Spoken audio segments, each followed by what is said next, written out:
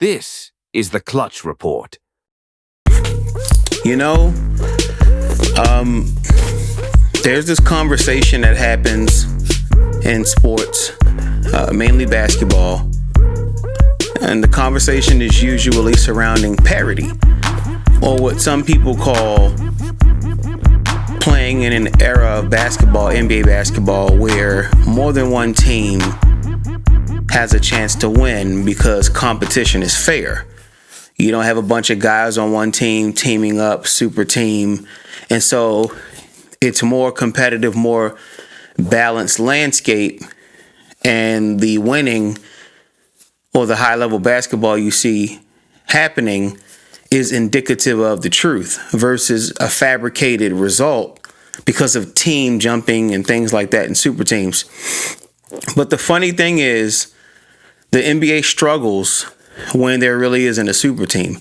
And I've talked about this at length several times. Most people in life in general think they know more than they do, and that definitely happens with basketball fans. Anytime there's a dynasty or a dynastic entity or a player to gravitate towards, a team that's just winning everything, and they have so many haters who just want to see them lose, but they got all of these fans who want to watch them that were there from the beginning, even when the team was trash, and then all of the new fans that have joined them now that they're winning, because we all want to win at the end of the day. I always find it funny that the NBA does better with super teams, ratings-wise, revenue-wise. And in the last, 6 NBA finals from 2019 forward, a different team has won every year. 2019, the Toronto Raptors. 2020, bubble season, the Lakers. 2021, the Bucks. 2022, the Warriors, right? 2023, the Nuggets. 2024, the Celtics. And so far this year, the NBA Finals is tied at 2-2. I just wonder about that conversation of parity. You know, I think a lot of people underrated the NBA Finals, and that's the whole reason I started the way I started. They underrated it because you yet again have two teams that aren't necessarily dynastic. They haven't built a fan base over the years that wants to see either team win and will tune in no matter what. And so that's kind of what happens. You get low ratings. So like for the first 2 games of this finals, the ratings were low. About 8.8 million people, which is still a lot, you ask me. But about 8.8 million people tuned in to watch the finals, the first 2 games. And that was a 24% drop from this time last year. But the truth of the matter is the NBA Finals is better than we thought. It is better than we thought. My father gave the Pacers virtually no chance. He said 4-0 sweep. I said 4-1 gentleman sweep. I gave the Indiana Pacers game 3 in my original prediction. I was correct about that. But I was not correct about the Pacers getting game 1. I certainly wasn't correct about the collapse that the Oklahoma City Thunder experienced in the fourth quarter of game 1, similar to what happened, in game 4 with the Pacers and the Thunder. The Pacers just collapsed in the fourth quarter. It was a weird game, though, because you had,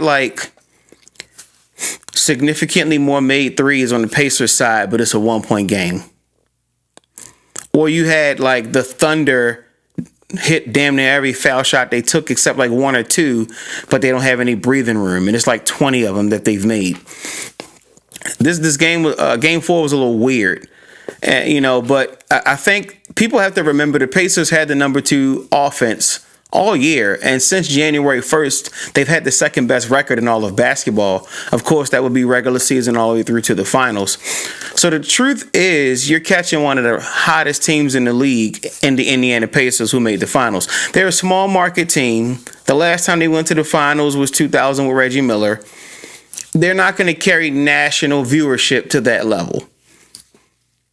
And I think that's why sometimes Indiana Pacers, like previous players, have had a chip on their shoulder. Roy Hibbert once said to the media, because you mother ain't watching us play. Well, yeah, you're not a dynasty. You're a small market team who, let's be honest, to this point, you've won nothing. But I think what really happened is that, and I saw some people saying this on Facebook, I think real basketball fans are watching.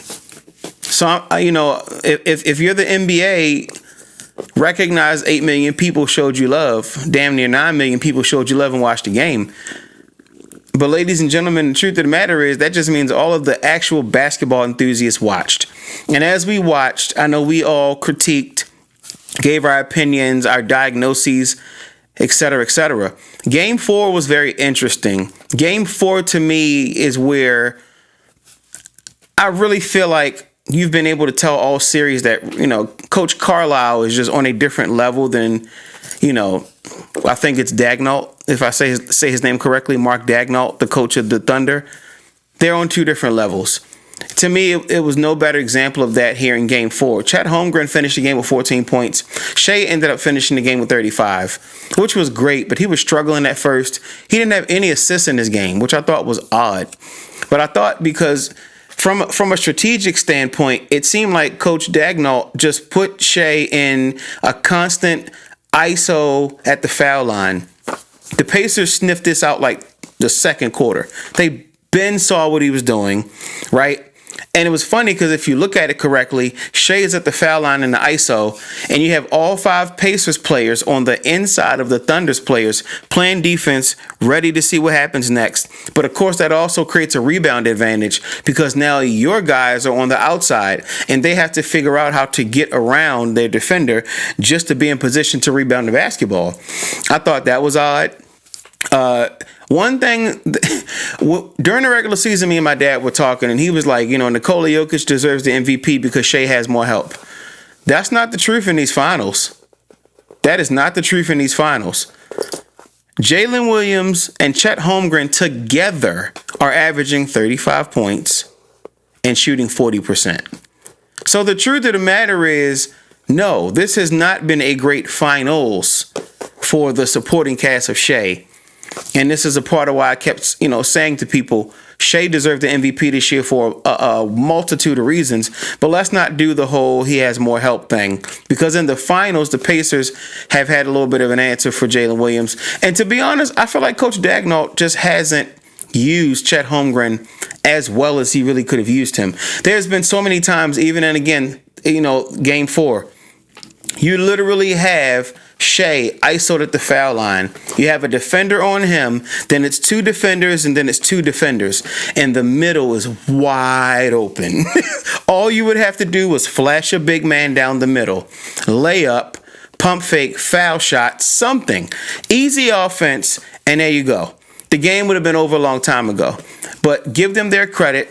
I think the Pacers only shot like 33% in the fourth quarter. So again, they had a little bit of a collapse, which obviously left the door for Oklahoma to run through, and I'm glad they did. But it's just funny, now that it's tied 2-2, you go back to Oklahoma City for a very pivotal Game 5. I think Shai needs 45. And if you're Shai, this is probably the one game where shooting 32, 33 times, if I'm the coach, you got carte blanche. But I think the problem is him not having any assists. Shai typically averages 5 to 6 assists. And I'm not saying he's a great playmaker, but the same thing they were saying about Anthony Edwards. Okay, what else needs to grow in Shai's, in this guy's game for him to take the leap to the next level? Honestly, Shai needs to become a better playmaker. Not from the standpoint of being willing to pass the ball. We see he's willing to pass the ball. But from the standpoint of understanding, and this is something that scorers go through all the time. Kobe kind of had that mentality, if you want it done right, do it yourself. That doesn't really work in a team setting. And sometimes I feel like specifically tonight and Game 1 when Shai took 30 shots, sometimes I feel like he presses too hard. He's pressing too hard, especially for a Pacers defense that has figured out he is a behemoth in the mid-range. So you jab, step, you drive, they're right on you because they know what you're about to do. Step back, take a jump shot, it'll make or miss. That's his move, and that's great. He needs to develop maybe a spin move so that when he jab steps, he can take a step and spin, and now he's gone on him. You know what I mean? Like, I think that needs to improve, as well as, like I said, the playmaking. Recognizing sometime, move the defense with your eyes. Learn how to get guys open. Learn how to hit guys in their spots. Because, again, I'm looking at it like this. I think the Thunder's best lineup is Shai, Jalen Williams, Alex Caruso, Hartenstein, and then Chet Holmgren. I think that's their best 5. The reason being because there was about a 3-minute stretch, I think, in the third quarter where Miles Turner was off the court. That would have been the perfect time for Chet Holmgren to go crazy.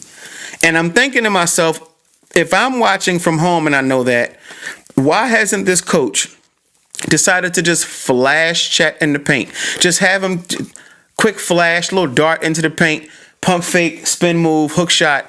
It would have been so much easier to create easy offense that way.